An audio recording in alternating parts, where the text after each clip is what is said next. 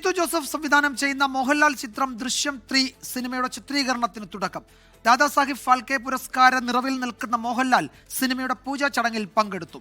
ചിത്രം വലിയ വിജയമാകണമെന്നാണ് പ്രാർത്ഥിക്കുന്നതെന്ന് മോഹൻലാൽ പറഞ്ഞു. ദാദാസാഹേബ് ഫാൽക്കെ പുരസ്കാര നേട്ടത്തിന് ശേഷം അഭിനയിക്കുന്ന ആദ്യ ചിത്രത്തിന്റെ സെറ്റിലെത്തിയ മോഹൻലാലിനെ ആവേശത്തോടെയാണ് അണിയറ പ്രവർത്തകർ സ്വീകരിച്ചത്.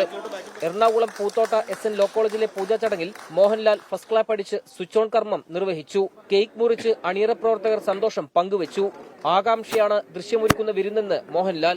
ഞാനും പ്രാർത്ഥിക്കുന്നു, ഇതിനൊരു തടസ്സവും കൂടാതെ നടക്കണേ, ഇതൊരു വലിയ വിജയമായി മാറണമെന്ന്. ദൃശ്യം 1, 2 മനസ്സിൽ എത്തിയ പ്രേക്ഷകർ ദൃശ്യം 3 തീർച്ചയായിട്ടും മനസ്സിൽ കൊണ്ട് നടക്കുമെന്ന് ഞാൻ പ്രാർത്ഥിക്കുന്നു.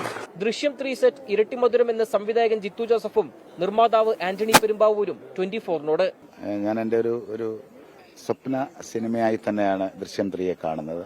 തീർച്ചയായിട്ടും മലയാളികൾ മുൻപ് കണ്ട 2 സിനിമകളെ പോലെ തന്നെ അല്ലെങ്കിൽ അതിലും മനോഹരമായിട്ട് വരുന്ന ഒരു സിനിമയായിരിക്കും ദൃശ്യം 3.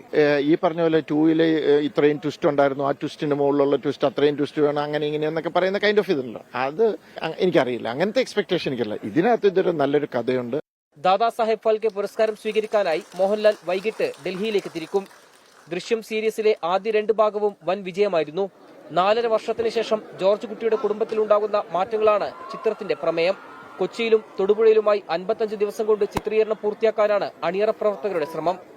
ആദ്യ 2 സിനിമകളിലും സംവിധായകൻ ഒളിപ്പിച്ചു വെച്ച സസ്പെൻസും മാജിക്കും ദൃശ്യം 3യിലും തുടരുമെന്ന പ്രതീക്ഷയിലാണ് പ്രേക്ഷകരുള്ളത്. 24 കൊച്ചി.